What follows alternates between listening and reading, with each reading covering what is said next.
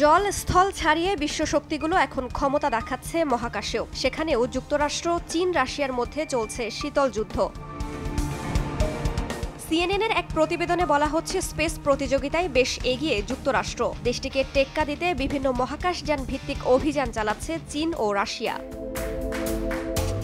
2023 সালের union of concerned scientists UCS এর পরিসংখ্যান বলছে 7,500-এর বেশি অপারেশনাল স্যাটেলাইট পৃথিবীকে প্রদক্ষিণ করছে। এদের মধ্যে 5,000-এর বেশি মার্কিন মালিকানাধীন, যার বেশিরভাগই বাণিজ্যিক। নিকটতম প্রতিদ্বন্দ্বী হিসেবে আছে চীন। সম্প্রতি দেশটি স্যাটেলাইট উৎক্ষেপণ বাড়িয়েছে। বর্তমানে পৃথিবীর কক্ষপথে 10,500-এর বেশি স্যাটেলাইট রয়েছে বলে জানায় ইউরোপিয়ান স্পেস এজেন্সি। মহাকাশে বিভিন্ন দেশের স্যাটেলাইট তৎপরতাকে উদ্বেগজনক বলছেন বিশেষজ্ঞরা। সম্প্রতি মহাকাশে পরমাণু অস্ত্র প্রয়োগ করে রাশিয়া স্যাটেলাইট ধ্বংসের পরিকল্পনা করছে এমন ভয়ঙ্কর দাবি করে মার্কিন গোয়েন্দা সংস্থা, যদিও মস্কো তা অস্বীকার করেছে। এর আগে চীন রাশিয়া স্থলভিত্তিক উচ্চ ক্ষমতার লেজার, অ্যান্টি স্যাটেলাইট ক্ষেপণাস্ত্র সহ বিভিন্ন যন্ত্র পরীক্ষা ও মোতায়েন করছে বলেও দাবি করে ওয়াশিংটন। অন্যদিকে খোদ যুক্তরাষ্ট্রই মহাকাশে অস্ত্র মোতায়েনের চেষ্টা করছে বলে অভিযোগ করে রাশিয়া। এতে ভূখণ্ড ছাড়িয়ে মহাকাশেও যুদ্ধের শঙ্কা দেখছেন বিশেষজ্ঞরা। নগদে 500 টাকা বা তার বেশি পেমেন্টে পেতে পারেন ঢাকায় জমিসহ 20 কোটি টাকার পুরস্কার।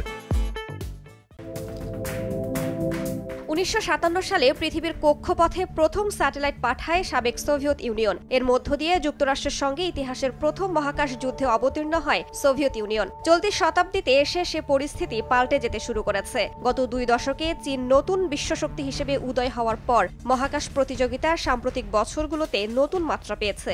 ভারতও এ প্রযুক্তিতে বেশ এগিয়ে গেছে, তবে মূল প্রতিযোগিতাটা চলছে যুক্তরাষ্ট্র, রাশিয়া ও চীনের মধ্যে। 2007 সালে ব্যালিস্টিক মিসাইলের সফল পরীক্ষা চালায় চীন। এটি ছিল বিশ্বের প্রথম ভূমি থেকে স্যাটেলাইট ধ্বংসের সফল মিশন। পরে যুক্তরাষ্ট্র, রাশিয়া ও ভারতও ক্ষেপণাস্ত্র ছুড়ে নিজেদের স্যাটেলাইট ভূপাতিত করে।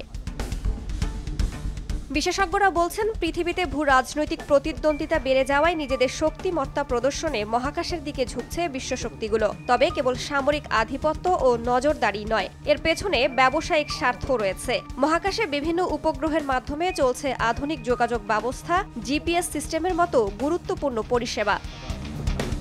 রাইসা জান্নাত, সময় সংবাদ।